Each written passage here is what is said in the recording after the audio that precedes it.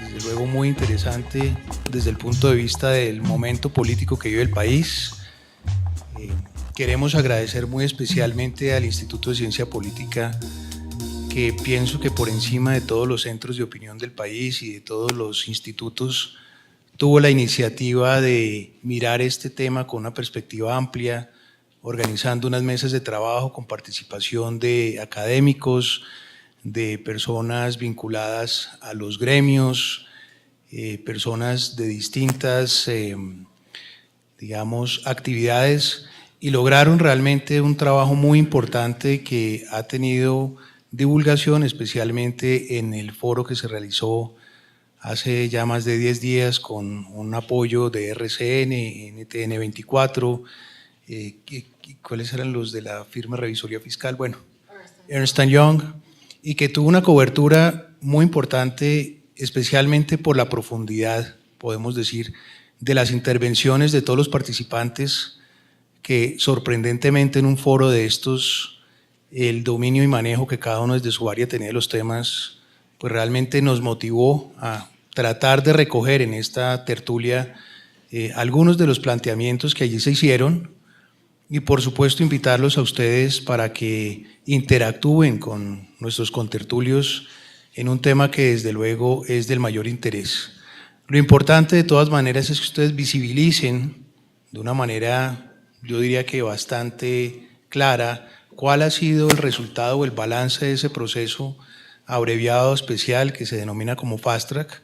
Y por eso pues quiero darle la bienvenida muy especialmente a la doctora Adriana Mejía Hernández. Ella es la directora del Instituto de Ciencia Política Hernán Echavarría Olózoga.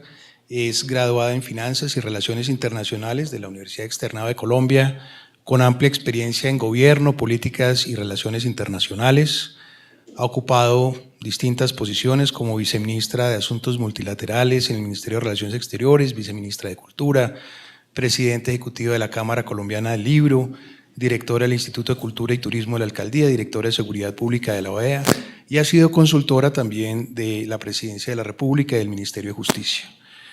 Hace parte hoy en día también del programa Global de Política de Drogas de Open Society Foundations y del Grupo Asesor Estratégico Global de la Fundación Konrad Adenauer.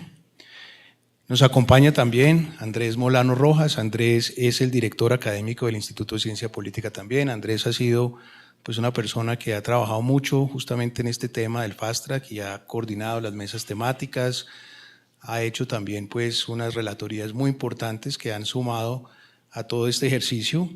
Es abogado, especialista en Derecho Constitucional, licenciado en Filosofía, Historia y magíster en Ciencia Política y Relaciones Internacionales. Junto con eso, pues nosotros solemos publicar una cartilla que lo hacemos en asocio con nuestro Centro de Documentación Palmero. La doctora Marta Arango siempre nos ha apoyado en esto, y aquí se recogen, como ustedes ven en el índice, algunos documentos que consideramos relevantes. Uno de ellos, por ejemplo, que la propia Corte Constitucional publicó un extracto bastante claro sobre cuáles han sido las posiciones que ha adoptado frente a algunas de las leyes expedidas en el marco de este procedimiento especial, aquellas declaradas inexequibles, los motivos de la inexequibilidad, y en fin, pues me parece que es un buen ejercicio de síntesis. Hay unos artículos también de distintos autores sobre lo que representa desde el punto de vista de la institucionalidad este mecanismo del Fast Track en el marco de una justicia transicional y demás, de manera que les recomiendo de todas maneras la lectura de la cartilla. Y por supuesto tenemos vía streaming a nuestros seguidores, a quienes también invitamos, si tienen alguna pregunta, que nos la hagan llegar a través de los señores que están operando el sistema. El doctor Mesa está en camino, él funge como moderador de esta tertulia, entonces mientras él llega procederemos pues con la exposición del tema central. Muchas gracias, entonces bienvenidos a la tertulia. Muchas gracias, Boris. Es un placer para nosotros estar acá. ¿Ese tenía eco? ¿Sí? Entonces, sí, lo que van a ver es, digamos, un poco un compendio de los análisis que hemos venido adelantando desde diciembre del año pasado en mesas de expertos y en diferentes espacios de discusión. Evidentemente es un contenido muy resumido, pero pues está a disposición de todos. Ojalá puedan hacer muchas preguntas y comentarios y estamos a entera disposición para hacer sesiones de profundización más adelante si es necesario. Sí, bueno, antes de darles la palabra, yo quería traerles a ustedes una gráfica sobre la normatividad dictada y todos los conectores. Voy a explicar solamente las primeras 57 procedimientos y más adelante.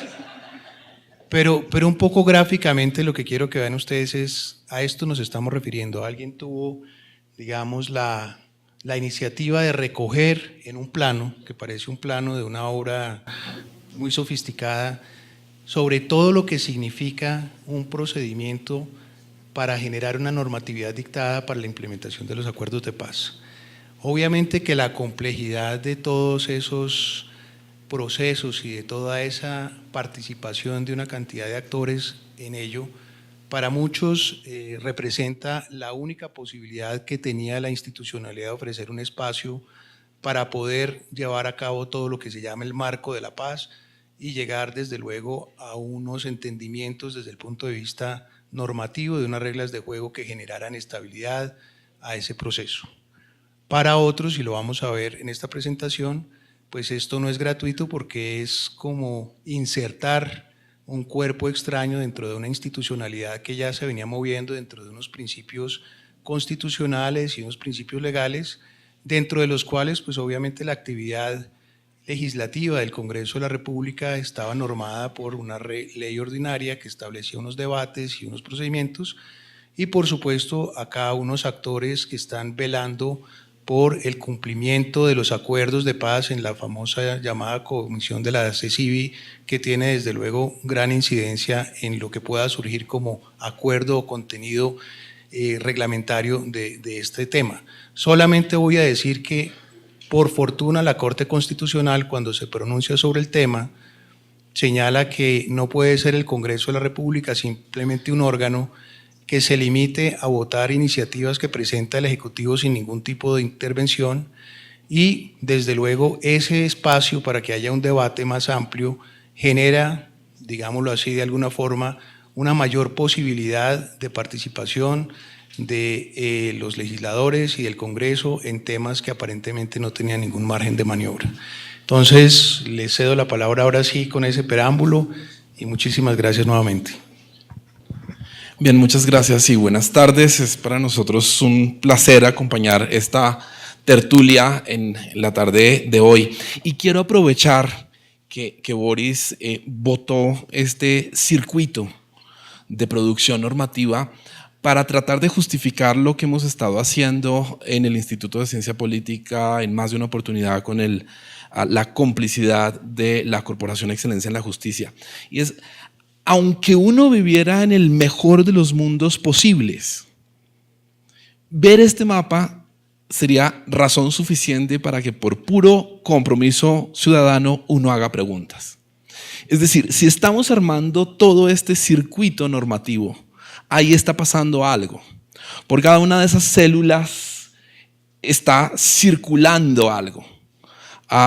Y aunque confiáramos en que vivimos en el mejor de los mundos posibles, repito, aunque supusiéramos que el orden político y social colombiano es, como acaso el que pensaron en la Constitución de 1863, la Constitución para ángeles, que llamaron alguna vez, pues uno debería hacerse preguntas. Y el ejercicio de la ciudadanía, tanto de la ciudadanía de las personas de a pie, como cada uno de nosotros, como de las empresas, que también tienen una forma especial de ejercer la ciudadanía, que es la ciudadanía corporativa, obliga a hacer preguntas, no con el ánimo de torpedear ningún proceso, sino con el ánimo de exigir responsabilidad en quienes toman las decisiones, contribuir constructiva y críticamente a ese proceso y, por supuesto, en eso consiste, no en otra cosa, la ciudadanía en una democracia. Eso es lo que hay, es un circuito, ¿no? La pregunta es cómo encaja esto en el circuito más grande de la institucionalidad del modelo económico y del orden social en Colombia.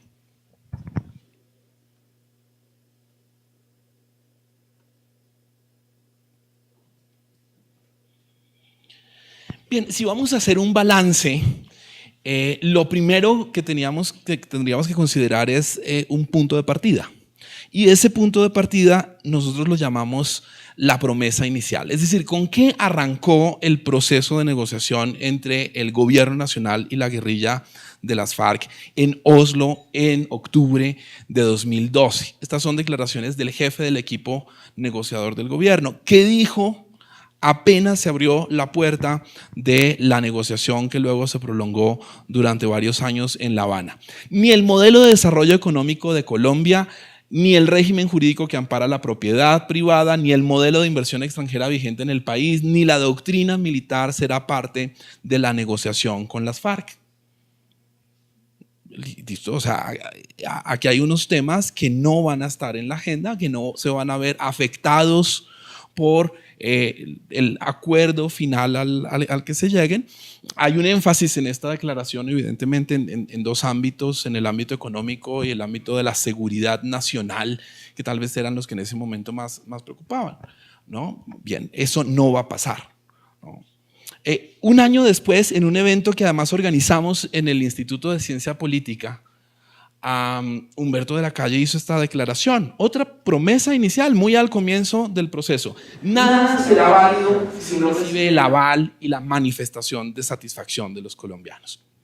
Es decir, uno podría hacer la reconstrucción del discurso en el cual se van sentando las bases de este proceso en términos de qué está, qué no está en la agenda, la insistencia en que la agenda es estricta, no se va más allá de esa agenda acordada inicialmente para la negociación en La Habana, y luego el tema de la refrendación. Ahora, ¿qué es lo que ha venido ocurriendo? ¿No? Años después de esa promesa inicial, que tenemos en efecto un acuerdo final que es el acuerdo final del Colón, adoptado después del acuerdo final de Cartagena, que no era tan final porque hubo de ser ajustado, volveré a eso más adelante, luego de los resultados del plebiscito del 2 de octubre. Y ese acuerdo final, dígase lo que se diga, implica cambios en la Constitución de 1991. Es decir, aquí hay un proceso fuerte de reforma constitucional, es decir, de reforma de los fundamentos del orden jurídico y político del país. Eso no es un juicio de valor, es una constatación. La prueba es que hay hasta ahora, ¿no?, por lo menos 3 actos legislativos, 3 reformas constitucionales que han sido adoptadas y vienen más en curso. Ahora, ¿en qué áreas de la Constitución se van a presentar estas reformas? En lo político, es decir, en la pregunta por cómo se ejerce el poder, quién tiene poder, capacidad, competencia para tomar decisiones colectivas, cómo se compite por obtener el poder político, cómo funciona el sistema electoral, cuál es la relación que hay entre las distintas autoridades del Estado. Ese es un tema político y eso está sujeto a una serie de ajustes y de reformas. Lo jurisdiccional, y eso tal vez es un poco más obvio, porque uno de los puntos centrales del acuerdo es la creación de un sistema integral de verdad, justicia, reparación y no repetición, que tiene elementos judiciales y elementos no judiciales como la comisión de la verdad, y elementos judiciales como la llamada jurisdicción especial para la paz, que tiene que ser introducida en el gran circuito del Estado a través de una reforma a la Constitución. Es decir, el país no va a ser institucionalmente el mismo. El diseño forzosamente cambia en lo político, en lo jurisdiccional, pero también en lo territorial. Es decir, en la manera en la que se relacionan las instituciones con el territorio en el Estado, en la manera en la que las autoridades ejercen territorialmente sus competencias, en la manera en la que se ordena el uso del territorio y de los recursos naturales en el territorio, y de la manera en la que se articulan las distintas instituciones en el orden nacional, departamental, local, la manera también en la que se ejerce el poder en los ámbitos especialmente municipales. O sea, no son cosas menores. Este es un cambio constitucional importante en lo político, en lo jurisdiccional y en lo territorial. Ahora bien, es cierto que después del plebiscito del 2 de octubre, después de los resultados, se introdujeron algunos cambios y ajustes en el acuerdo final. Por ejemplo, se introdujo una cláusula que expresamente garantiza el respeto a la propiedad privada. Eso no estaba en la versión inicial, se introdujo después del plebiscito del 2 de octubre, pero a pesar de esa garantía, que quizás produciría sensación de que no ha pasado nada, lo cierto es que en el acuerdo final sí hay potenciales implicaciones para el modelo económico y desarrollo del país. Aquí no se trata de echar las cartas o de ser alarmista, pero el modelo económico va a cambiar. Se van a introducir unos elementos distintos, nuevos, que van a alterar la dinámica, por ejemplo, del aprovechamiento y el uso de los recursos naturales en los territorios. Y eso puede tener impactos en el modelo económico. O sea, lo político sí está cambiando, lo económico puede cambiar, hay una potencialidad, para que cambie. Y la manera en la que han empezado a hacerse realidad estos cambios es por la vía de un procedimiento legislativo especial que comúnmente denominamos Fast Track, a través del cual se ha venido dando la implementación normativa del acuerdo, la traducción del acuerdo en normas que son en muchos casos la precondición de su ejecución material, ¿no? Entonces, lo que hace el Fast Track es incorporar al ordenamiento jurídico en formato jurídico las disposiciones y los compromisos del acuerdo final. Bien. Bueno, ¿qué es el Fast Track? Todos hemos oído hablar del Fast Track, de la vía rápida. Se trata, ya lo señalamos, Boris también hizo alusión al nombre, es un procedimiento legislativo especial que tiene dos vertientes. La primera, en el Congreso. A través del procedimiento que llamamos Fast Track, el Congreso puede, a iniciativa del gobierno y solo del gobierno, tramitar y expedir reformas constitucionales y leyes de una manera abreviada. Se reducen los tiempos y los debates para la expedición de leyes y de reformas constitucionales. Ese procedimiento estará vigente en principio hasta el 30 de noviembre de 2017. Ahí hay un vacío de interpretación, en tanto que si se cuenta o no en ese término el periodo de receso del Congreso. No, pero en principio este procedimiento tiene fecha de caducidad en el Congreso. El gobierno presentará al Congreso de la República, como lo haya presentado, proyectos de acto legislativo, reforma constitucional y proyectos de ley para la implementación normativa del acuerdo. El Congreso los tramita de una manera mucho más rápida, en principio diría uno, de lo usual. La otra vertiente que expiró en mayo de este año implica facultar al presidente de la República para expedir decretos con fuerza de ley con ese mismo propósito, es decir, la implementación normativa del acuerdo final suscrito entre el gobierno y la guerrilla de las FARC. Por un lado, se le pone un acelerador al Congreso, un acelerador y se pone en funcionamiento un motor aceitado además por el gobierno y solo por el gobierno para que el Congreso de manera muy rápida tramite estas iniciativas. Y por el otro lado, se transfiere, siquiera temporalmente, y solo para la implementación del acuerdo final, la capacidad de legislar del Congreso al gobierno nacional, al presidente de la República.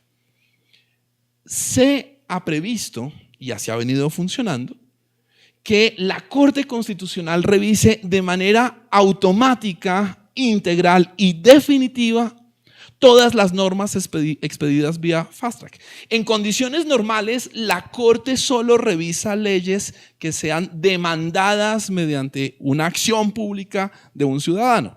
Hay casos especiales, sin embargo, como las leyes estatutarias o las leyes aprobatorias de tratados internacionales, en los que la Corte interviene de manera más o menos automática. Pero aquí se introdujo esta figura y es una figura interesante porque de alguna manera intenta balancear el procedimiento que hace que la Corte revise automáticamente toda esa producción normativa. ¿Cuál es el gran desafío que tiene la Corte, que ha tenido la Corte en sus manos? Pues tratar de ajustar este cortocircuito, bueno, además del tiempo, porque la Corte no solo tiene que revisar estas normas, tiene que revisar demandas de acciones públicas de inconstitucionalidad y además tiene que hacer revisiones de tutela, lo cual no es poca cosa.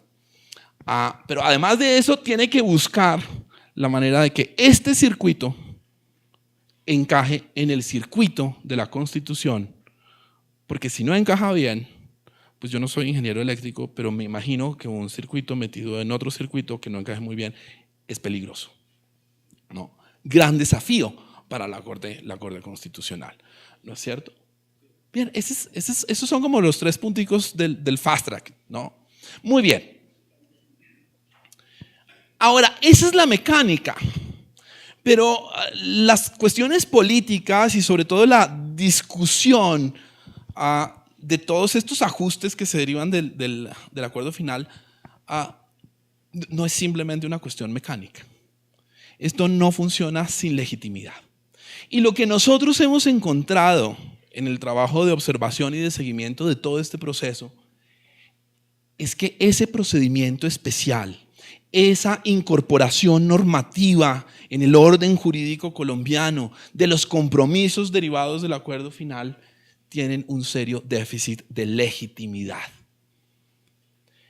Y eso conspira, en últimas, contra la sostenibilidad, la credibilidad, la validación social de esas disposiciones.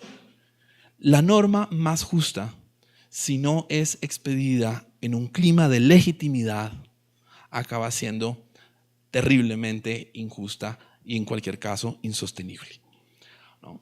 Bien, ¿cuál es el origen de esos problemas de legitimidad? Primera observación, el gobierno negoció en La Habana. Cada uno puede tener su juicio sobre la calidad de esa negociación, pero la negociación se dio, hubo un compromiso de capital político muy importante, una apuesta personal también de varios individuos muy importante, y negoció en La Habana, negoció con las FARC, pero se le olvidó una cosa, que el acuerdo había que traerlo de La Habana a Cundinamarca, a Tolima, a Caquetá, a Colombia. Y mientras negoció en La Habana con las FARC, se le olvidó al gobierno ir construyendo un consenso político, un entendimiento social básico, no la unanimidad, sino un acuerdo sobre lo fundamental, si queremos llamarlo así, que implicara que encontrábamos un mínimo común denominador sobre el cual íbamos a poder construir lo que se derivara del acuerdo. El gobierno negoció en La Habana con las FARC, pero se le olvidó negociar política y socialmente en Colombia. Y la consecuencia de esa falta de negociación, de diálogo, de interlocución aquí en Colombia fue, por supuesto, el resultado del plebiscito del 2 de octubre, en el que el no, por mucho o por poco, pero las reglas son las reglas, el no obtuvo la votación mayoritaria. ¿Qué pasó después de esa votación mayoritaria? Bueno, se hicieron unos acuerdos, unos ajustes al acuerdo. Hubo unos encuentros con algunos voceros del no. Pero oír no implica incluir. oír no implica que hubiera habido una participación efectiva, una vinculación efectiva de todos esos sectores sociales y políticos que tenían preocupaciones, inquietudes, todas legítimas frente a los alcances de los acuerdos, sino que el gobierno simplemente oyó e hizo los ajustes que creyó haber entendido en esa conversación. Eso es muy distinto a construir consensos y entendimientos políticos y sociales. Esa oportunidad se desaprovechó. Y la consecuencia es que aún con una nueva versión de los acuerdos, el paso del acuerdo de Cartagena al acuerdo del Colón, las inquietudes persistieron y persisten todavía, y la mesa de la implementación del acuerdo sigue cojeando por falta de legitimidad. Pero además hubo un problema mayor, y es que Humberto de la Calle había dicho que nada sería obligatorio y nada sería aplicable sin la validación de la ciudadanía. La ley de convocatoria del referendo decía expresamente que el resultado era obligatorio. Pues bien, en algo que honestamente yo llamaría gimnasia jurídica, ¿no? Muy hábil, se sustituyó la refrendación popular, la refrendación ciudadana, por un trámite en el Congreso. Por un trámite de mero procedimiento, además, la votación de una simple proposición en Senado y Cámara. Luego, la Corte Constitucional diría que refrendación popular implica pues que en algún momento participe el pueblo. Pero ese es constitucionalismo un poco, no sé, sí pero no, y del mismo modo, pero en sentido contrario. Es decir, uno no puede torturar las palabras hasta hacerlas decir lo que no dicen, ¿no? Y luego alguna sentencia del contencioso administrativo vino a decir que como había habido un segundo acuerdo, entonces se había rechazado el primero y el segundo era el que se había refrendado en el Congreso. Eso no le ayuda a la legitimidad de la implementación normativa del acuerdo. Eso no genera mayor credibilidad. Todo lo contrario. Genera la sensación de que hay algo que no está haciéndose bien, genera desconfianza, genera mayores recelos, genera más suspicacias. Primer problema del fast track. Nació con un déficit. Y la pregunta es, por supuesto, ¿cómo va a compensarse?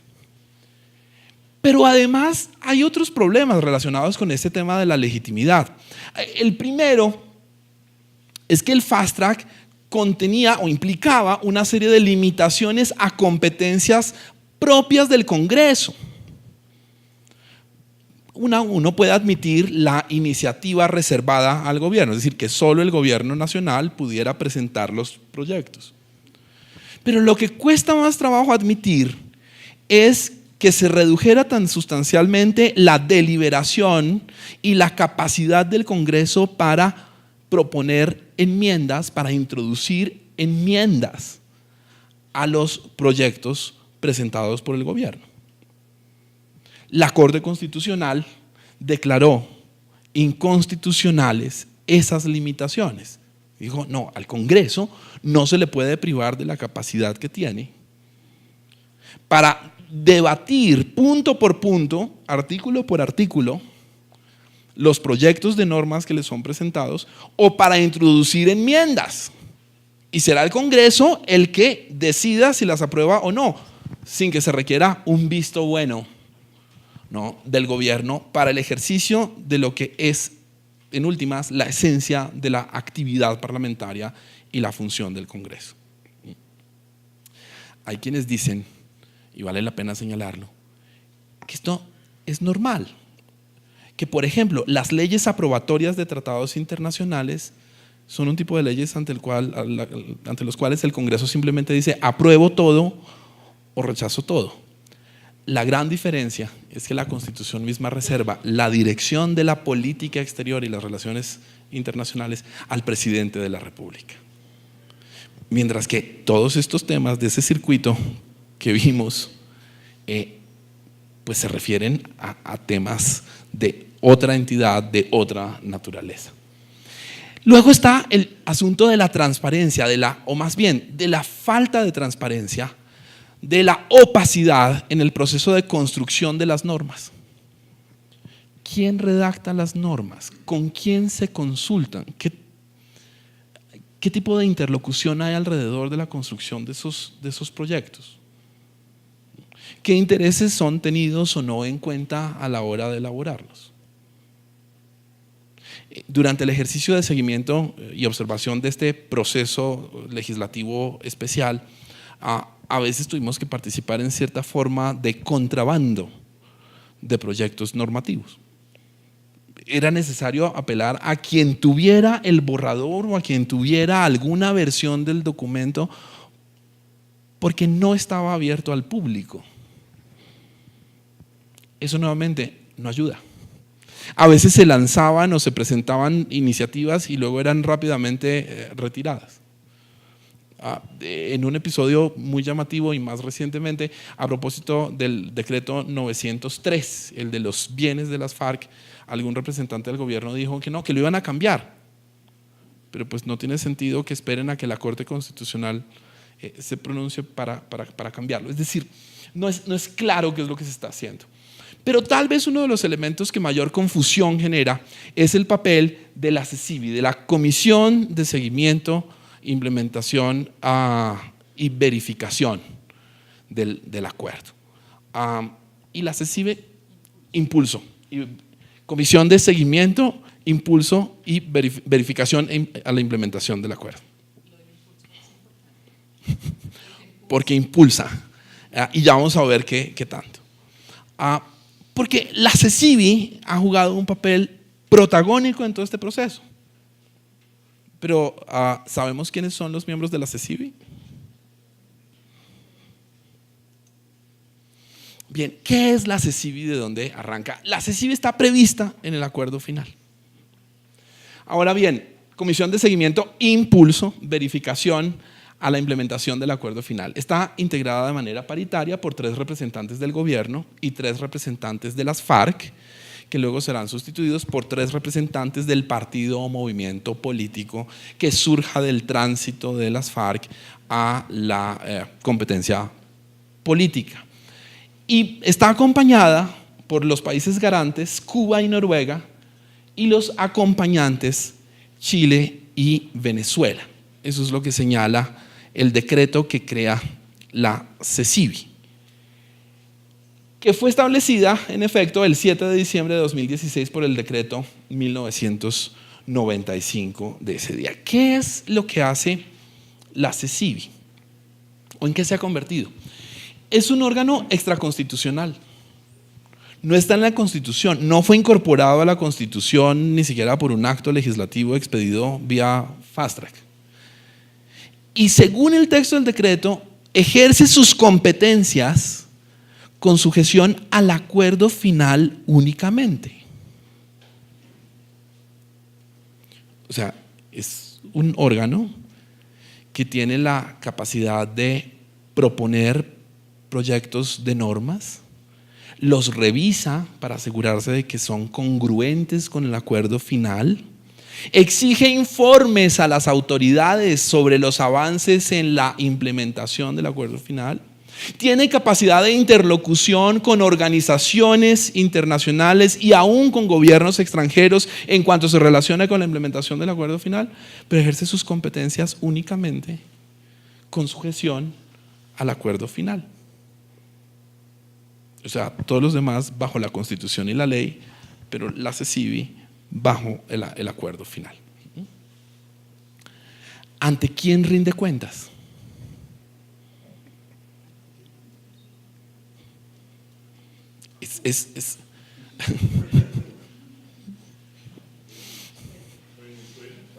La pregunta está ahí, ¿no? Y en la medida en que no podamos contestarla, lo único que podemos hacer es este tipo de comentarios que reflejan precisamente todos estos problemas de legitimidad, de transparencia, de confianza, de credibilidad. Y cuando hablamos de ante quién rinde cuentas, es ante la ciudadanía, ante los órganos de control del Estado. ¿Quién ejerce control político sobre la CECIVI? ¿Acaso sobre los representantes del gobierno en la CECIVI, el Congreso de la República? ¿Qué sé yo? Pero no es claro. Interviene en la acción gubernamental. Es decir, hay acciones de gobierno que no pueden tener lugar sin el impulso, Adriana, de la CECIVI. Por ejemplo, la CECIVI tiene que dar su visto bueno para la presentación de proyectos normativos relacionados con la implementación del acuerdo final. Entonces uno empieza a hacerse preguntas. Repito, estas preguntas no son capciosas, sino que surgen precisamente por la falta de claridad que todo esto entraña. Entonces, el fast track implica no solo la iniciativa privilegiada y privativa del gobierno para presentar estos proyectos de normas, sino que en realidad el gobierno no es el que la tiene. Porque tiene que obtener el visto bueno ¿de quién? De la CECIVI. Funcionará inicialmente hasta enero de 2019. Pero si en ese momento la CECIVI decide que quiere prorrogar su existencia, puede hacerlo hasta por 10 años. No hay ese día ya, bueno, se nos acabó el periodo, ¿qué quieren hacer? No, otros 10 años, otros 10 años. Es un poder limitado en el tiempo, ciertamente, pero es el único órgano, ¿no?, que tiene esa capacidad de prolongar por sí mismo su existencia. En ese sentido, ¿no?, hemos catalogado a la CECIVI como una especie de anomalía en el orden político y constitucional colombiano. No hemos tenido una entidad de esta naturaleza. Bien, es un poder oculto entonces en la democracia colombiana. Bien, la CECIVI ha estado ahí verificando, impulsando, haciendo seguimiento a todo este proceso de implementación normativa. Ahora, hagamos el inventario. ¿Qué ha pasado a agosto de 2017 con el fast track? Actos legislativos, reformas constitucionales. Se han expedido 3. El primero, relativo al sistema integral de verdad, justicia, reparación y no repetición. Todo lo relacionado con la jurisdicción especial para la paz, fundamentalmente. Pero aquí hay que llamar la atención sobre algo, ¿no? Y es que miren que aquí se habla de sistema. Ese sistema está conformado por varios elementos. Hoy en día no está aún funcionando la Jurisdicción Especial para la Paz, entre otras cosas porque no ha sido adoptada la correspondiente ley estatutaria que activaría el funcionamiento de la Jurisdicción Especial para la Paz. Pero ya hay un decreto que crea la Comisión de Verdad y ya hay un decreto sobre amnistías y recursos de habeas corpus en virtud de ese sistema. Lo que quiero decirles es que tenemos un rompecabezas mal hecho, porque se han emitido unas normas sin que el utillaje, los aparatos complementarios necesarios para que esas normas funcionen adecuadamente estén listos. Y hemos visto cómo eso ha provocado preocupación legítima en la opinión pública ante la excarcelación de personas en virtud de estas normas que deberían teóricamente ser excarceladas para pasar a la Jurisdicción Especial para la Paz. Pero como la Jurisdicción Especial para la Paz todavía no existe y es probable que no exista antes de julio del año entrante, es decir, antes de que se instale el nuevo Congreso, pues a nadie le gusta. La sensación del ciudadano es precisamente la desconfianza, la de recelo, la de desconcierto. Hay otro acto legislativo, el acto legislativo que le da estabilidad jurídica al acuerdo final. Lo que dice el acto legislativo es que durante los próximos 3 periodos presidenciales, todas las autoridades del Estado cumplirán y ejercerán sus competencias de conformidad o con arreglo al espíritu y sentido del acuerdo final. Una cosa es afirmar el principio de buena fe en el cumplimiento de las obligaciones que adquiere el Estado, con lo cual todos podemos estar de acuerdo, pero frente a esa idea de que un programa político, porque el acuerdo final tiene un contenido político, cuando digo programa político no quiero decir programa de partido político, sino una agenda política, una agenda de política pública. Estamos diciendo que los próximos 3 gobiernos, cualquiera que sea su propio programa de gobierno, van a estar condicionados por esa agenda de política pública, que puede ser conveniente o conducente hoy, pero ¿qué va a pasar en 12 años? O sea, estamos seguros de que en 12 años, por muy sabias que sean esas direcciones de política pública, son las que va a necesitar el país. Otra pregunta, entonces ¿no se puede debatir políticamente ninguna de esas orientaciones de política pública? Porque en cualquier caso todas las autoridades estarán obligadas a ejercer sus competencias y a interpretar el alcance de sus decisiones en congruencia con el acuerdo final. Y está también el acto legislativo de reincorporación política de las FARC, que básicamente lo que establece es el derecho de las FARC a unas curules por defecto en el Senado y en la Cámara de Representantes por un periodo, los próximos 2 periodos legislativos, 5 en Senado y 5 en Cámara, y establece además unas condiciones de financiación para el nuevo partido que se forme de las FARC. Y por supuesto, uno podría decir,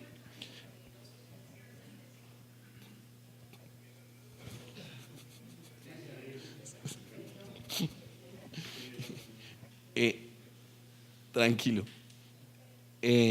me perdí. Uno podría decir que, por supuesto, para echar a andar el partido político de las FARC hay que financiarlo.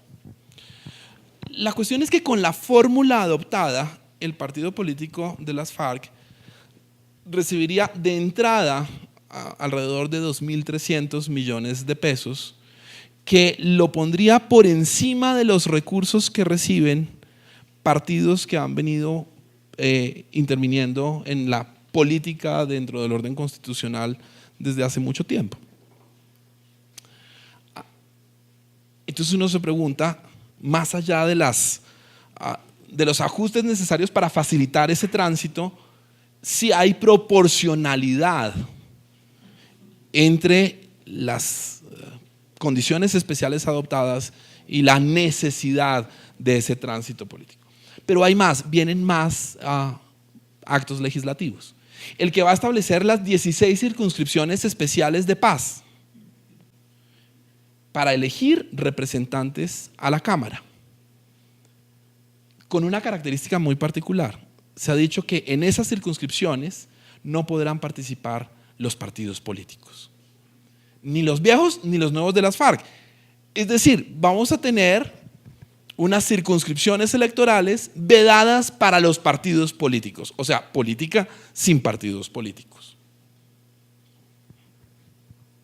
Habrá una modificación al régimen de regalías y se va a discutir ya, se está discutiendo un articulito que se llama el artículo de la reforma sobre el monopolio legítimo de las armas, en el cual se dice algo que a uno le puede parecer obvio, y es que solo el Estado puede fabricar, poseer, organizar cuerpos armados, pero que tiene unas profundas implicaciones también en cuanto a que daría a entender que hasta el momento en el que se adopte ese articulito, pues el Estado colombiano nunca ejerció el monopolio legítimo de las armas.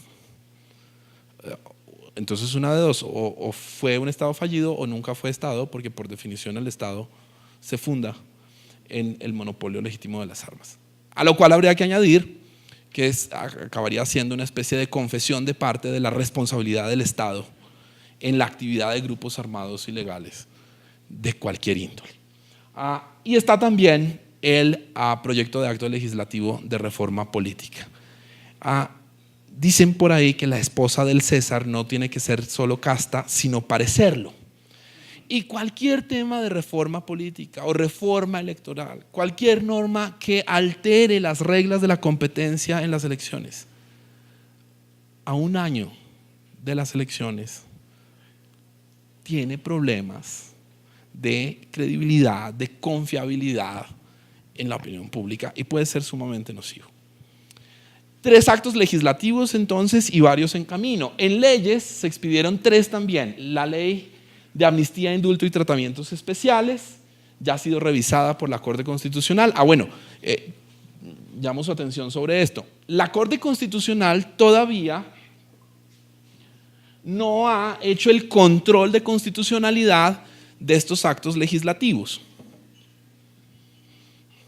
Entonces tenemos todo un andamiaje que ya se está moviendo, pero pues no sabemos qué vaya a decir la Corte sobre estos actos legislativos. En el caso de leyes, la Corte ya validó la ley se ha expedido ya por el Congreso la ley de amnistía e indultos. Se expidió una reforma al reglamento del Congreso para permitir la participación de unos voceros de las FARC con voz pero sin voto en los debates que se den en el Congreso en cuanto a la discusión de proyectos de norma de implementación del acuerdo final. Y se adoptó también un proyecto de estatuto de la oposición. Falta conocer el pronunciamiento de la Corte sobre esta ley de amnistía e indulto, que está vinculada al acto legislativo sobre la Jurisdicción Especial para la Paz y además a la ley estatutaria que todavía no se ha expedido sobre la misma materia. Es decir, miren cómo el rompecabezas lo vuelve a uno un poco confuso.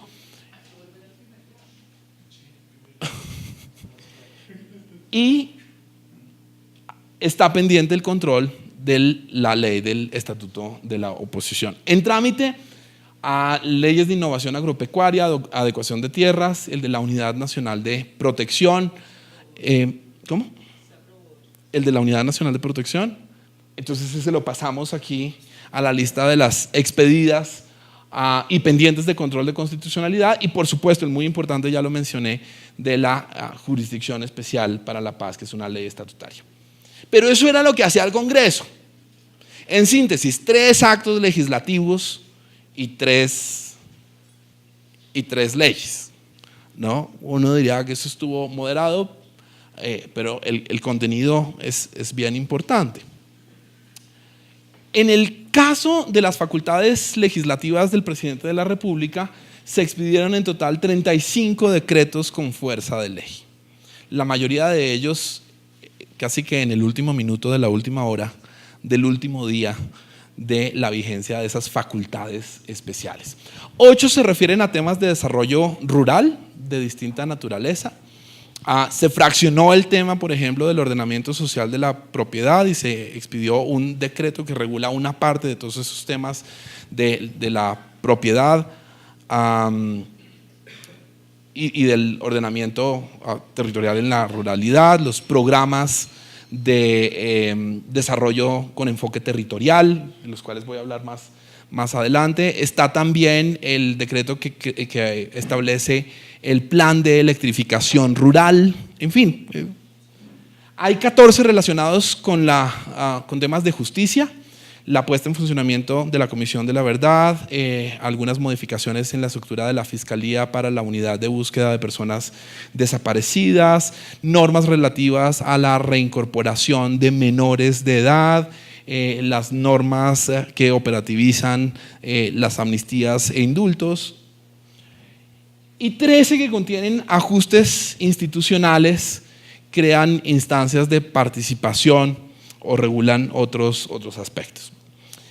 Control de constitucionalidad. La Corte ha declarado uno de esos decretos, tiene que revisarlos los 35, ¿no? Más 2 leyes, más 3 actos legislativos. Ahí va la agenda de trabajo de la Corte. Uno de esos decretos ya fue declarado absolutamente exequible, el decreto de las visas de las FARC. Es un decreto que crea un visado especial para que los extranjeros que sean reportados por las FARC como miembros de la organización, alrededor de 85, pues reciban un visado especial y puedan permanecer en Colombia. 3 han sido objeto de exequibilidad parcial o condicionada, es decir, han sido declarados algunas de sus disposiciones exequibles, otras inexequibles, o la Corte ha condicionado la exequibilidad, la interpretación, ha establecido una interpretación correcta de sus alcances, y 3 han sido declarados hasta hoy inexequibles. Uno relativo a la Agencia de Renovación del Territorio, que se quería hacer depender del Departamento Administrativo de la Presidencia de la República, uno sobre contratación para la erradicación manual de cultivos ilícitos y otro sobre la Unidad Nacional de Protección. En estos casos lo que ha dicho la Corte es, mire, usted no me ha demostrado que esto es absolutamente necesario para implementar el acuerdo de paz, o por otro lado, usted sacó por vía de un decreto con fuerza de ley cosas que solo se pueden tramitar por vía de leyes de una categoría especial, como leyes orgánicas. Bien, eso es lo que hay. Ahora, dentro de ese universo de decretos salen algunas alertas para todos los gustos.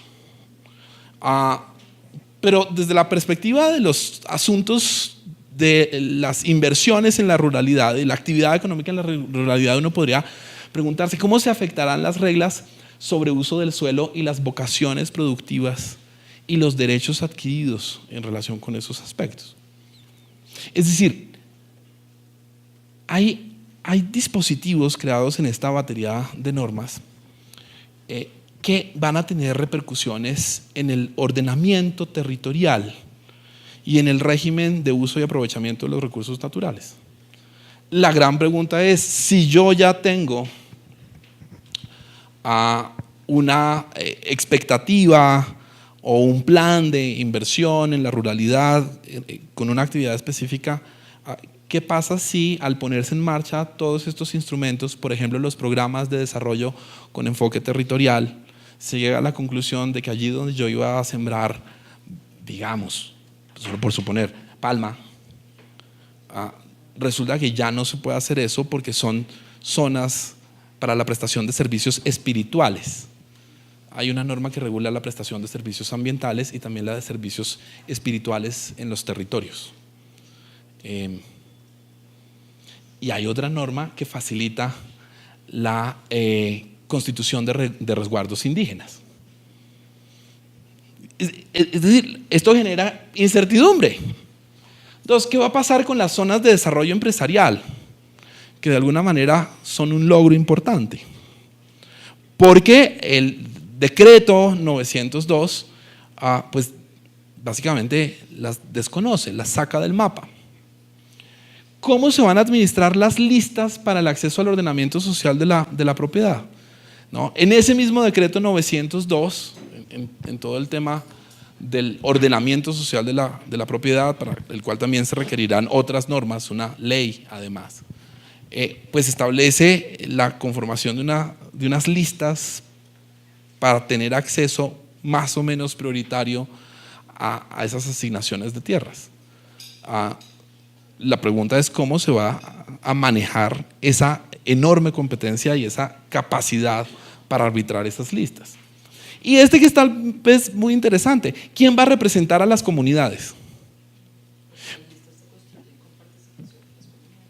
Y entre otras cosas, como el plan de electrificación rural que no puede ser definido sin participación de las comunidades. Pero creo que todos sabemos que eso no es tan fácil como llegar un día y decir, sí, buenas, la comunidad, por favor, y aparecerá la comunidad como por ensalmo, no, sino que habrá que preguntarse quién es la comunidad, quién representa a la comunidad, y algo más importante o tan importante como eso, ¿ante quién será responsable quien represente a la comunidad? El plan de vivienda de interés social rural solo puede ser definido con la participación de la comunidad. El plan de electrificación rural, los PEDETs, los programas de desarrollo con enfoque territorial, salen de pactos comunitarios que se transforman en pactos municipales y luego llegan a alimentar los programas de desarrollo. Y la pregunta es, bueno, ¿cuál es la comunidad? Eso hay que contestarlo. Todo esto genera desde nuestro punto de vista varias consecuencias institucionales. La primera, sí hay un debilitamiento del principio de separación de poderes.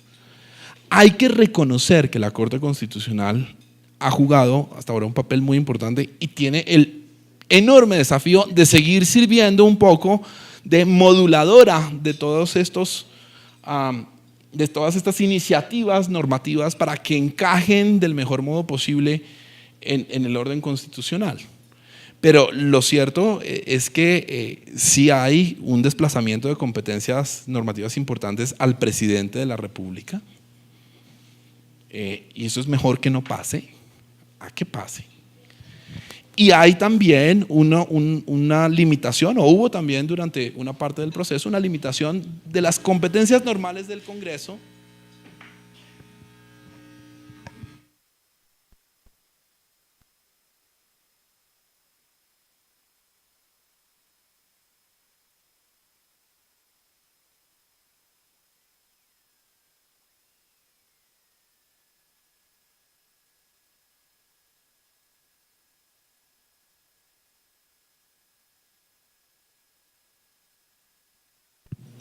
Y no hay que pasar por alto, digamos, que eso ocurrió.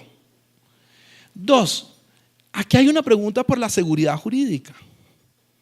No quiere decir que vaya a pasar, pero que puede pasar, sí. Por ejemplo, las funciones de las autoridades. ¿Quién es la máxima autoridad de la ordenación del territorio en el municipio? ¿O a quién le hacemos caso? Eso va a aparecer más adelante. ¿A los planes de ordenamiento territorial o a los programas de desarrollo con enfoque territorial? ¿Cuál es la jerarquía de las decisiones adoptadas sobre una misma materia? ¿Cuál es la vigencia de los derechos adquiridos, en particular en relación con el uso y aprovechamiento de los recursos naturales? Aparecen además nuevas reglas de juego. Y entonces en ese rompecabezas hay que ver cómo esas fichas, como los PDETs en los que tanto hemos insistido, se van a articular con las competencias de las autoridades locales.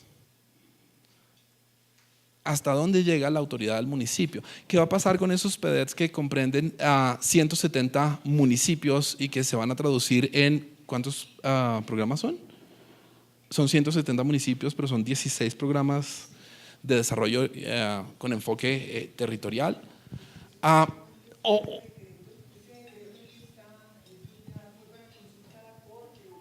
Está pendiente de revisión de la Corte. O sea, ese fue de los que salió el fin de semana, ese del 29 de mayo, que salieron como 20. Es el penultimito. No. La Corte no ha convocado audiencia, pero pues hay que estar muy pendientes porque pues ahí es clave intervenir. Bien. Hay otras consecuencias institucionales, ya de carácter más político. ¿Qué pasa con la democracia representativa? La pregunta tiene que ver con quién representa a la comunidad, por supuesto, en todas estas instancias de participación.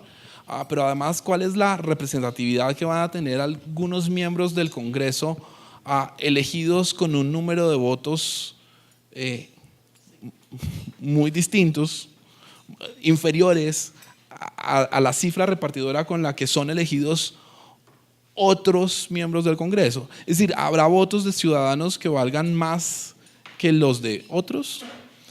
¿Qué va a pasar con la superposición de las circunscripciones especiales de paz y las circunscripciones ordinarias para elegir representantes a la Cámara?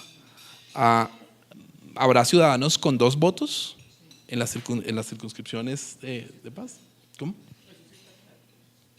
Por eso, esa es la pregunta sobre la representatividad. La neutralidad política. Es decir, un sistema democrático no debe privilegiar a ninguna organización política. Así como los ciudadanos somos todos iguales ante la ley, los partidos políticos deben ser iguales ante la ley. ¿Y qué pasa también con el pluralismo?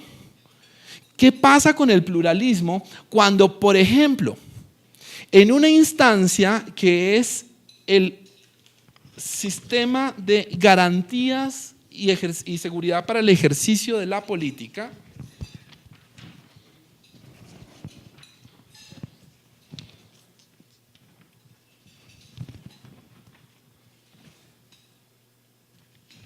El Sistema Integral de Seguridad para el Ejercicio de la Política, decreto 895.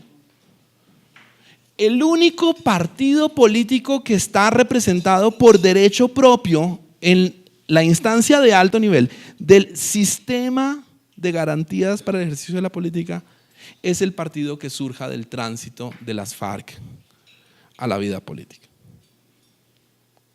Entonces la pregunta es, ¿y los demás partidos no deberían tener el mismo derecho a estar representados en una alta instancia sobre el ejercicio de la política? ¿O es que las garantías para el ejercicio de la política solo se conciben en función del interés de un partido? Todos estaríamos de acuerdo en que el mejor funcionamiento del sistema político podría obtenerse también a través de un mecanismo que dé garantías y que dé seguridad. Pero ¿por qué solo un partido o movimiento político va a tener voz por derecho propio en esa instancia? Está, por supuesto, el tema de la CECIBI. La CECIBI estará ahí supervisando la acción gubernamental, participando en la acción gubernamental con independencia del resultado de cualquier proceso electoral. Hasta 2029, si así lo decide, en enero de 2019. Y un tema que a mí me causa particular curiosidad, que es Ecomún. Ecomún son las economías solidarias del común, una cooperativa de primero, segundo y tercer nivel. Es decir, desde cooperativas individuales hasta una asociación de cooperativas, hasta una gran confederación de asociaciones de cooperativas, lo que le permitiría incluso ser un banco cooperativo.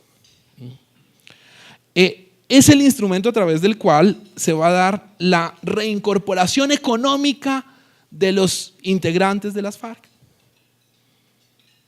Claro, basados en el principio del derecho de libertad de asociación. Entonces yo me desmovilizo, me voy a reincorporar económicamente, yo recibo unos recursos, pero puedo decir, oiga, yo con esto, pues, ¿qué hago? No, Ecomún te ofrece programas económicos, te ofrece programas de reincorporación económica, programas productivos de distinta naturaleza. Además podrá recibir recursos provenientes de donaciones de personas naturales o de empresas o de la cooperación internacional. Yo como desmovilizado puedo transferirle los recursos que me tocan a mí a Ecomún para participar en esos programas productivos, dentro de los cuales está, por ejemplo, la posibilidad de que Ecomún promueva nuevos asentamientos. Es decir, sería como una empresa cuyo objeto social fuera la promoción de nuevos asentamientos. Eso, digamos, puede sonar simplemente de letra muerta, pero ahí está. Es decir, está en potencia, habrá recursos para hacerlo. Y además, a Ecomún podrán incorporarse cooperativas ya existentes o nuevas cooperativas. Y entonces uno tiene derecho a preguntarse legítimamente si cuando lleguemos a discutir con la participación de la comunidad el plan de electrificación rural y tenga que participar la comunidad, pues yo no tengo la menor duda de que Ecomún podría ofrecer sus servicios para representar a la comunidad en tanto que asociación de cooperativas y agremiación de cooperativas. Lo cual no estaría nada mal si no tuviera las características muy específicas y las condiciones privilegiadas de las que goza. Entre otras cosas porque va a estar vinculada a un partido político. Entonces vamos a tener un partido político que va a tener una cooperativa de cooperativas, que va a tener la posibilidad de promover programas de asentamiento en el territorio. ¿Sí? Colonización.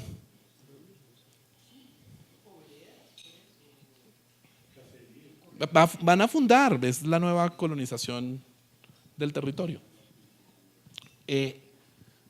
Yo tengo mis dudas sobre si unos particulares en condiciones ordinarias podrían constituir una empresa con ese objeto social, la promoción de nuevos asentamientos en el territorio. Y quisiera saber qué van a decir los municipios, porque pues los nuevos asentamientos hay que ubicarlos en los territorios de los municipios y los nuevos municipios surgen de la segregación de la jurisdicción de otros municipios. Bueno, ordenamiento territorial, lo habíamos señalado, pero nada va a ser objeto de negociación. Riesgos en materia de gobernabilidad. Pues ¿quién manda aquí y quién manda a quién? Para decirlo coloquialmente, ¿no? ¿Quién manda en el territorio? ¿Quién manda a quién? A la CECIBI, ¿quién la manda? ¿Sobre quién manda la CECIBI? Abuso de la participación, ya lo hemos señalado. ¿Quién representa a quién en los espacios de participación? ¿Ante quién responden?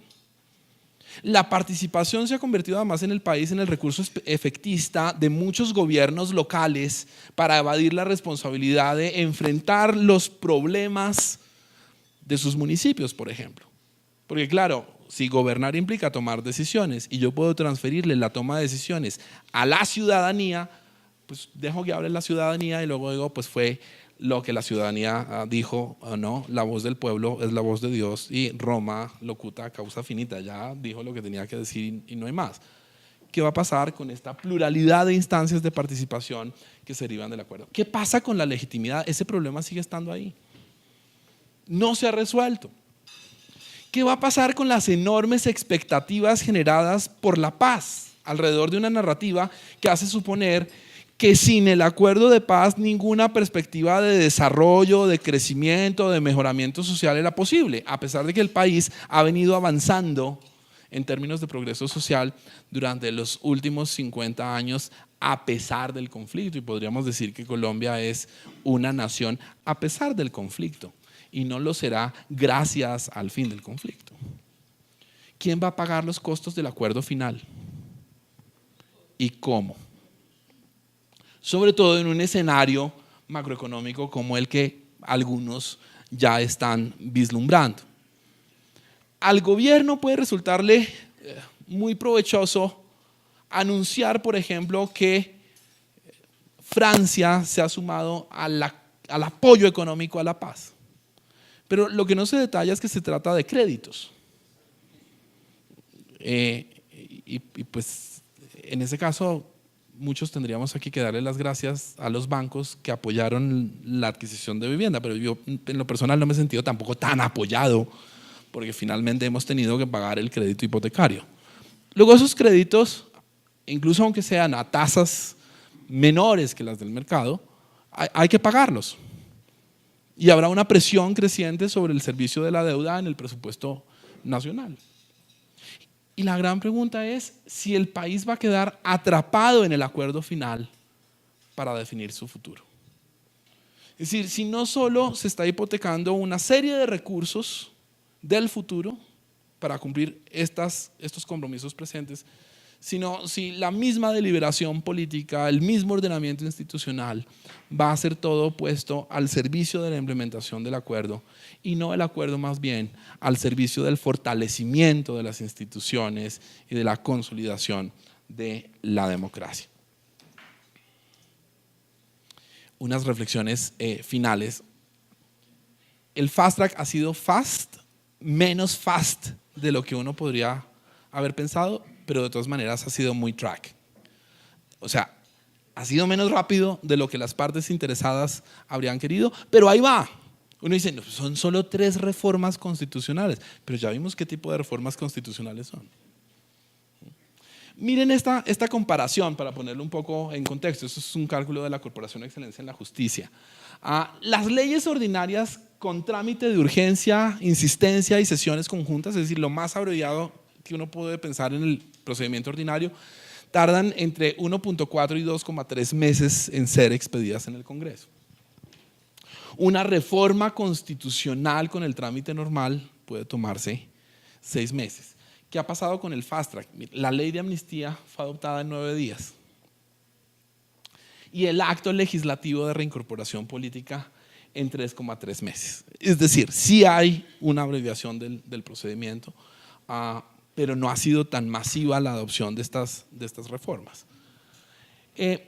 La Corte Constitucional, lo hemos dicho varias veces, ha jugado y debe jugar un papel importante para condicionar las normas y mantener la coherencia del orden constitucional. Por eso hemos también insistido en la importancia del proceso de renovación de la Corte Constitucional. Queda un puesto de magistrado pendiente de ser suplido luego de que la Corte Suprema de Justicia anunciara la terna que ha conformado para el efecto.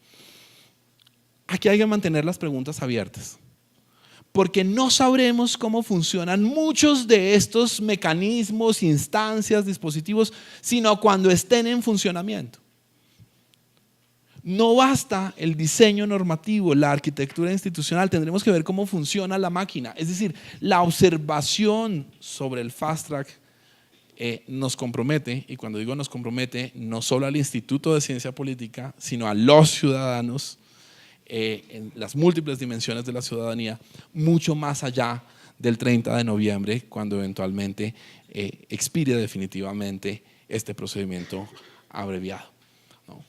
En últimas, no queda sino insistir en la necesidad de que la ciudadanía ejerza esa responsabilidad de ser vedora efectiva del proceso y de aprovechar los distintos recursos que tiene, los de la información, los de la intervención en los procesos en la Corte Constitucional, la participación en las audiencias que convoca el Congreso con ocasión de la discusión de estos proyectos, básicamente porque no hay otra forma de ejercer la ciudadanía y no hay otra forma de seguir manteniendo la apuesta por el Estado de Derecho y por el orden institucional, sin los cuales toda expectativa de paz será finalmente solo eso, una expectativa.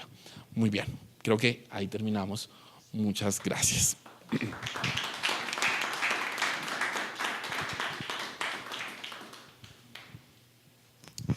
Bueno, Andrés y Adriana, muchas gracias por esta presentación. Quisiera entonces cederle la palabra a alguien del auditorio que quiera hacer alguna pregunta o quiera ampliar algún tema, o las personas que están en el streaming, si tienen alguna pregunta para nuestros contertulios. Sí, aquí hay una, ¿sí? Paso el micrófono para que lo oigan en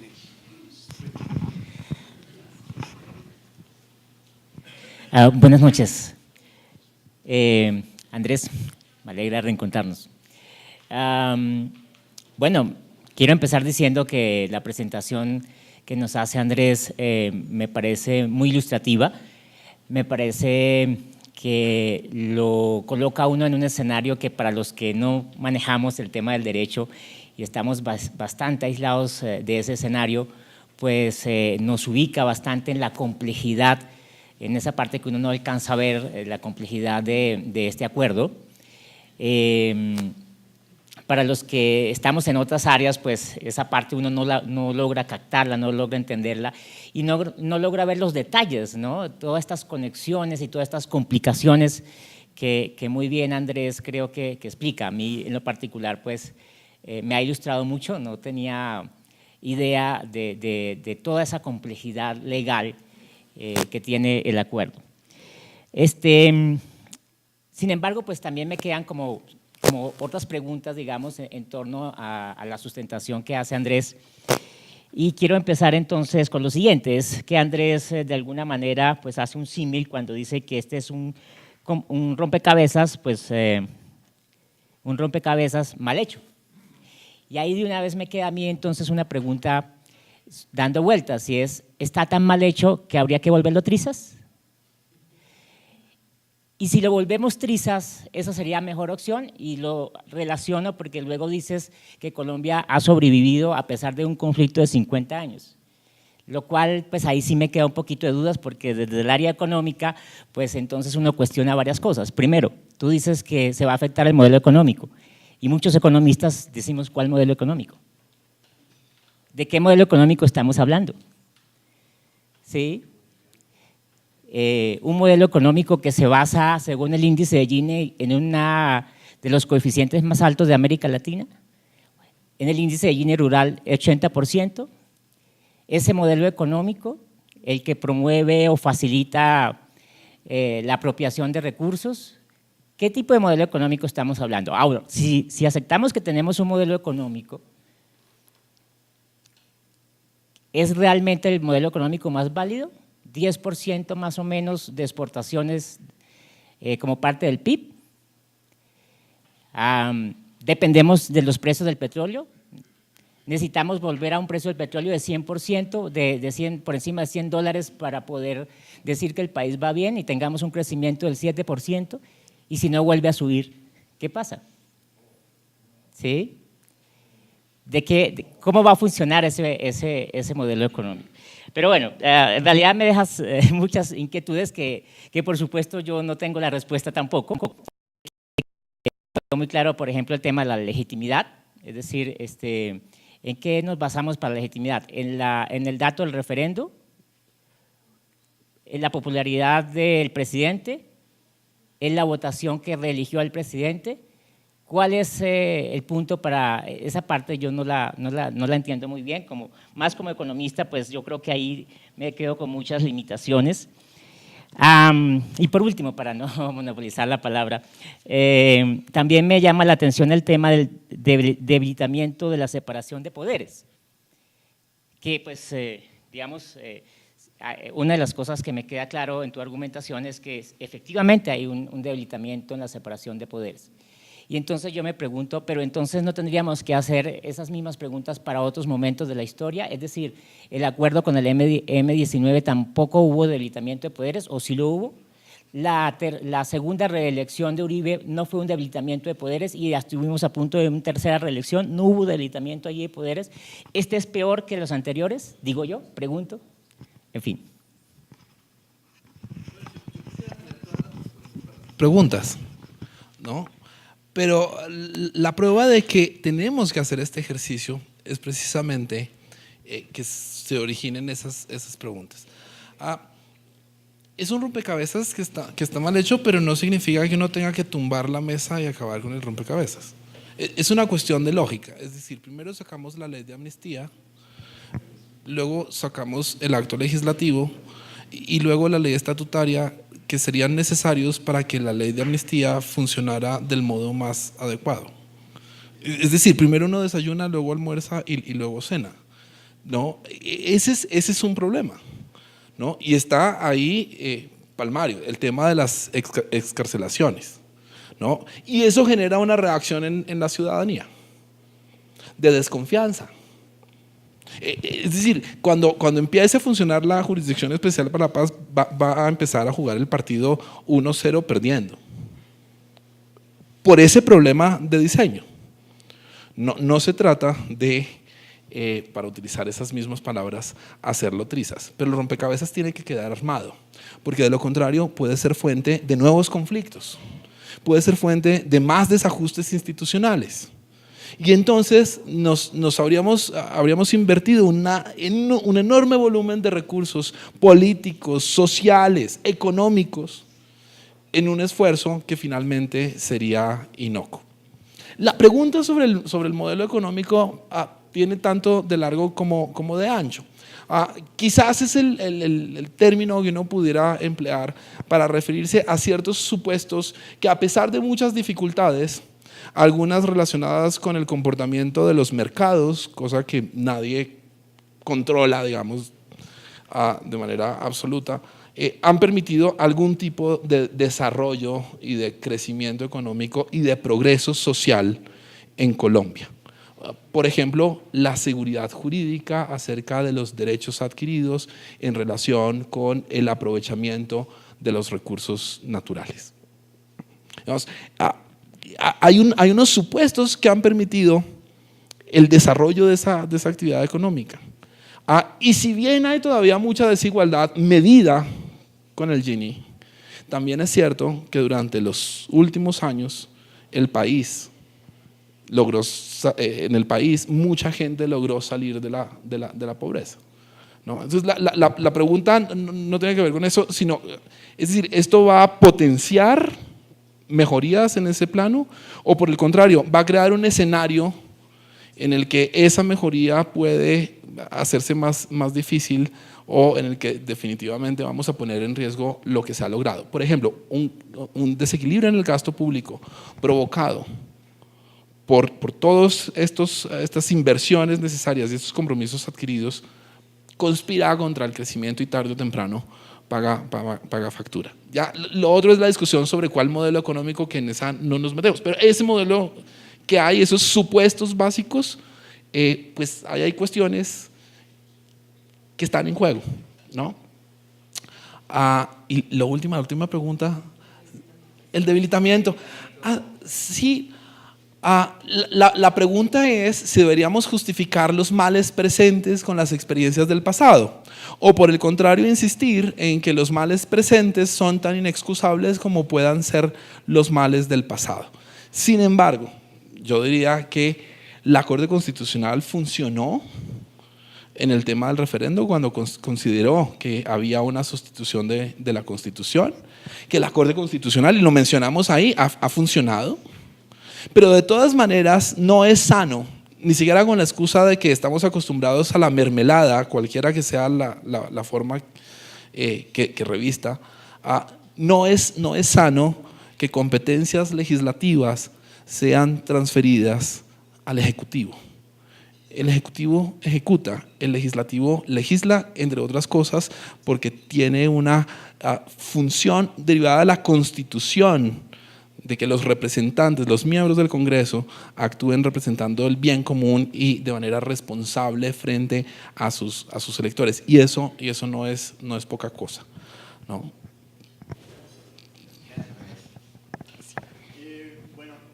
Yo primero pues estoy gratamente sorprendido porque no sabía qué esperar del instituto, porque sé que es un instituto de origen liberal, ¿no?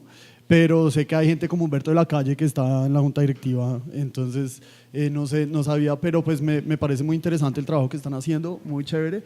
Como empresario, pues como representante de empresarios también me gustaría responder un poco a su pregunta, ¿cuál es el modelo económico? Es que el modelo en Colombia y lo que nos vende las FARC y los partidos de izquierda es que aquí hay neoliberalismo y que por eso la gente está pobre, eso no es verdad, aquí lo que hay es como corporativismo y el gobierno interviniendo mucho en la economía y dándole a los amigos y a la gente que les dé plata corrupta para hacer las grandes obras de infraestructura, etcétera. Tenemos que mirar un modelo liberal más parecido a lo que hace Hong Kong o Singapur en economía o lo que sea, que sí funciona, lo que hace Suiza, que es que el Estado respete lo básico que es la seguridad, la propiedad privada, y si ya les sobra plata, pues de pronto meterse en otras cosas. Lo de legitimidad, obviamente es… Sí. Perdón, nota al pie porque me parece… En democracia la regla es la ley de la mayor parte. Y la regla que habíamos acordado entre todos, a través de una ley del Congreso, era que el resultado del plebiscito era vinculante. Y en el plebiscito ganó el no, por 50.000 votos.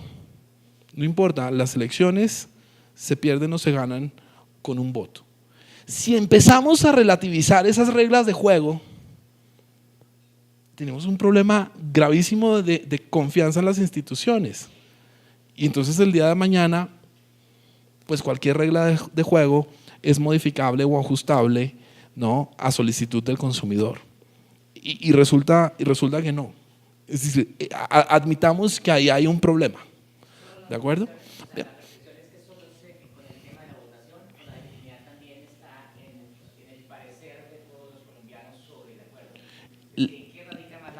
La manera, la regla que tenemos, es decir, como no podemos realmente consultar a cada colombiano, la regla de juego es esa, así funciona la democracia. ¿De acuerdo? Es decir, la legitimidad la estructuraron en varios puntos. Uno era legitimidad internacional, que ya sabemos todo lo que hizo el gobierno con el Nobel de Paz y demás. Otra era legitimidad con el pueblo, que fue el plebiscito que perdieron. Otra era legitimidad con el Congreso, que se han gastado billones en que el Congreso apruebe esto. Y legitimidad con las Cortes, que tampoco se sabe qué va a pasar. Las Cortes es lo que más va a perdurar. No sé qué va a pasar en el siguiente periodo político, si va a cambiar a la izquierda o no, o se van a robar las elecciones como hicieron en Venezuela. Pero el caso es que aquí pues no podemos… Uy, sí, súper legítima en Venezuela, sí, claro. Yo los invitaría, digamos, Aquí hay algo muy interesante y es que esta discusión pues tiene sentido solo en la medida en que la podemos hacer porque estamos haciendo ejercicio de la ciudadanía, ¿verdad? Pero tratemos un poco de aterrizar la cosa en este inventario que hemos intentado compartir con ustedes.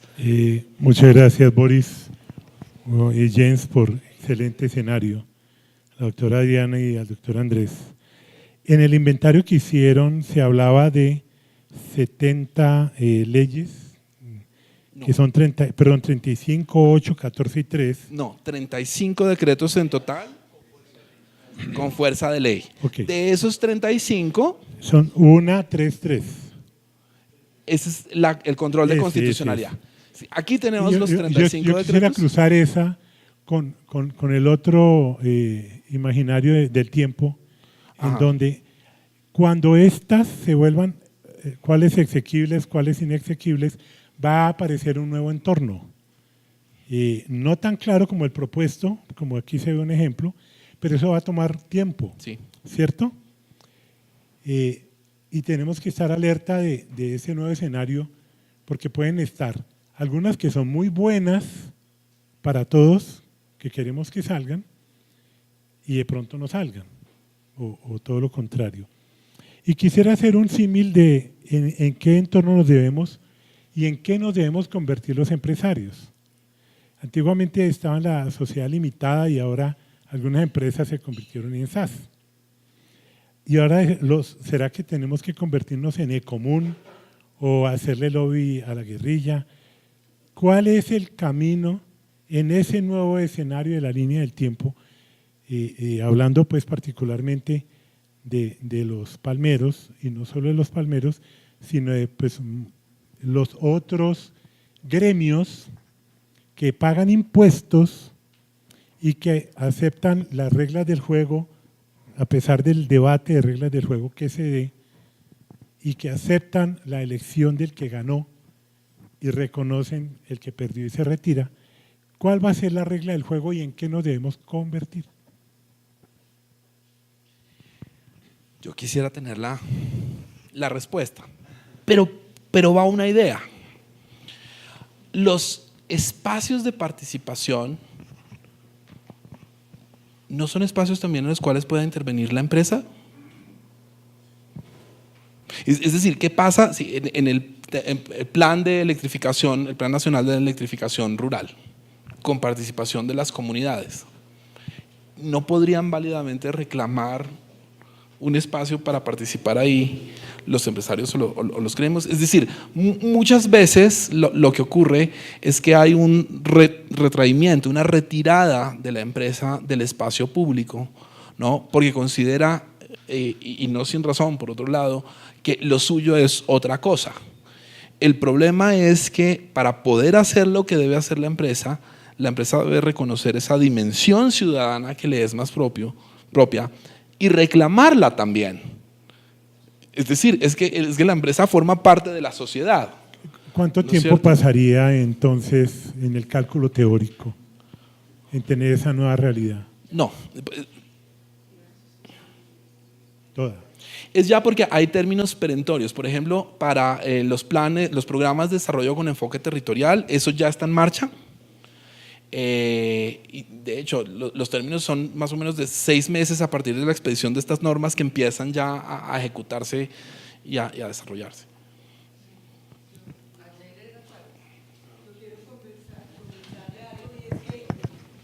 Sí existe una preocupación, digamos, válida en el tema del uso de la tierra, porque la propiedad no la van a tocar, la propiedad no se va a tocar, y en Venezuela no se tocó, y en Corea del Norte no se tocó, y bueno, no sé en Cuba cómo sea el tema de la propiedad privada, pero la propiedad privada no se toca, pero el uso de la propiedad sí. Y entonces el uso de la propiedad tiene todos estos planes de ordenamiento, todas las zonificaciones, y esas son limitaciones al uso de la propiedad donde nosotros debemos estar muy atentos. A mí me preocupa mucho en el contexto de la democracia, que en la democracia existen 3 poderes que deben mantener un equilibrio, lo que tú decías. el Poder Ejecutivo, el Poder Legislativo y el Poder Judicial, y eso es sano. Así no nos gusta el Congreso, lo odiemos con toda el alma y nos parezcan corruptos. Yo también creo que son muy malas personas a veces, no todos, pero yo digo, no todos, pero yo digo, hombre, el Congreso es lo que tenemos. Sí, así no nos guste. Yo me acuerdo cuando yo entré a trabajar aquí a Fede Palma y me tocaba ir al Congreso y Jens Mesa me decía, eso es lo que tenemos, ¿sí? Y las asambleas y los consejos municipales y las asambleas en los departamentos, eso es lo que tenemos. Y nosotros los colombianos hemos cometido un error y hemos debilitado esas instituciones, hemos debilitado esa institucionalidad. Y esos espacios que nosotros dejamos es lo que creo, es lo que está haciendo ahora todo este movimiento participativo y todas estas bases que quieren tener participación en los municipios y en los departamentos. Porque nosotros nunca nos tomamos el trabajo de participar, de ir activamente, de nombrar gente buena, de nombrar gente activa, todo eso. Y ahora sí nos lo quitaron. Porque fíjese que todos estos espacios, que es lo que me afana, todos estos espacios van a quedar en manos del Ejecutivo.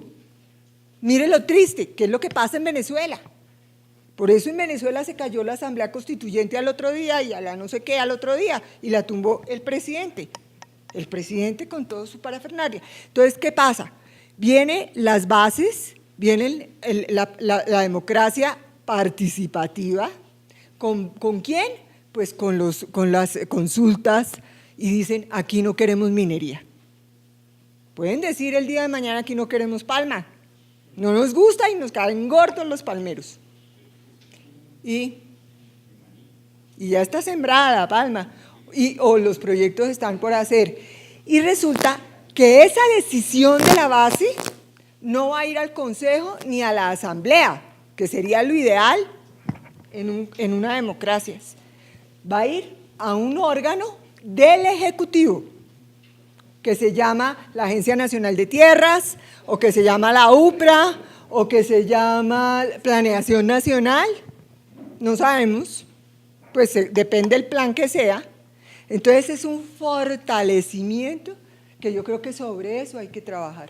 Nosotros no podemos permitir, así no sea buena, así tengamos muchas observaciones frente a los órganos legislativos, frente a los consejos y frente a las asambleas, no podemos permitir que nos quiten esos espacios, y lo que tenemos es, como en nuestras zonas y en nuestras regiones, fortalecer y llenar ese espacio. Ese es el gran reto.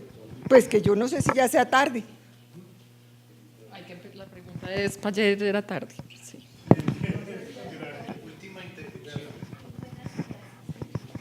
Permitirme intervenir. Bueno, mi pregunta es porque hay algo que no me queda claro.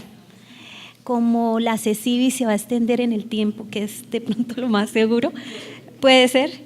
Entonces, ¿la revisión de ella viene antes o después de la revisión de la Corte?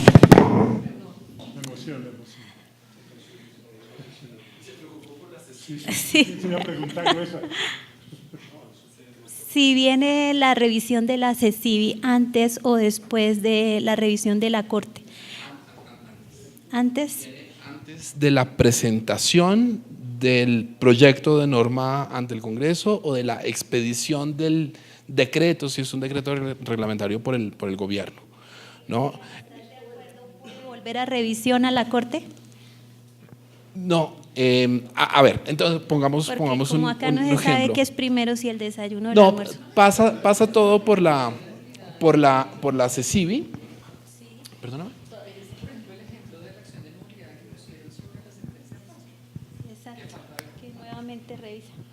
Sí, pero esto en términos de la CECIBI la CECIBI interviene en el proceso de elaboración de los proyectos de normas para verificar que sean congruentes con el acuerdo, ¿no? Luego ese proyecto de norma se tramita y pasa, en el caso del Fast Track, a la control de la Corte Constitucional, y ya veremos qué dice la Corte, ¿no? Puede que lo que diga la Corte le guste o no a los de la CECIBI, pero pues hasta ahora ya superamos la primera prueba, y es que la primera sentencia de la Corte, que definitivamente no le gustó a las FARC, que era la que ajustaba el mecanismo de fast track, finalmente tuvieron que someterse a esa decisión de la Corte, ¿ya?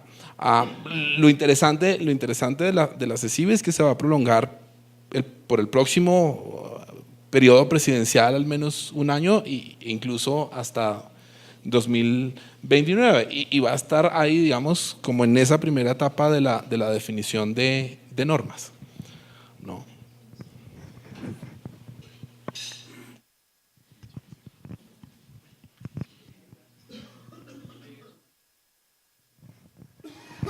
Muchísimas gracias a todos. Me parece que es un tema, desde luego, interesante para, yo diría, cualquier ciudadano, conocer y tener los elementos suficientes para entender el momento histórico. Creo que, como lo dicen aquí en la presentación, esto tiene una proyección importante y va a significar para el país toda una transformación en lo político, en lo social, en lo económico, pero me parece que el ejercicio de que todos ustedes se interesen por el tema revela la necesidad de cualquier ciudadano de entender lo que está pasando, y a veces los momentos históricos no se pueden interpretar en el momento mismo, sino que hay que esperar que se decanten y maduren.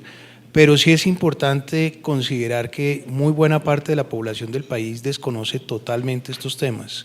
Yo creo que la polarización no es política, sino que es de conocimiento. Es increíble incluso en los ámbitos universitarios ver a personas que no les interesa el tema porque les parece que no los compromete, que les parece que es una cuestión, alguien lo decía, de abogados, que es una discusión de leyes y de sistemas. Pero la verdad es que está en juego la institucionalidad, está en juego un modelo y está en juego, por supuesto, toda una expectativa que hay alrededor de lo que puede generar un proceso de paz, que desde luego no es este. Este es un modelo que busca un objetivo, pero llegar a la paz supone, por supuesto, que muchas transformaciones sociales. Entonces, pues muy agradecidos, les vamos a dar de todas maneras a nuestros invitados un regalo de la Federación, aceite de palma altoleico con recetario y toda la cosa, para que puedan hacer almuerzos fast track. Y muchísimas gracias al instituto, y debo decirlo una vez más, un reconocimiento especial.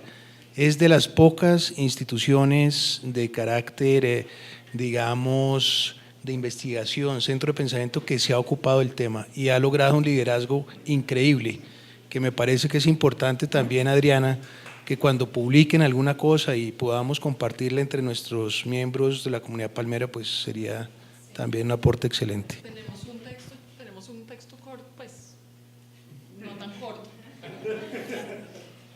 12 páginas. Perfecto. Se los hacemos llegar. Bueno, y no, un momento, y Andrés nos lo dejamos sin tortilla española, ahorita le sacamos tortilla. Muchas gracias a todos nuevamente, muy amables por su asistencia.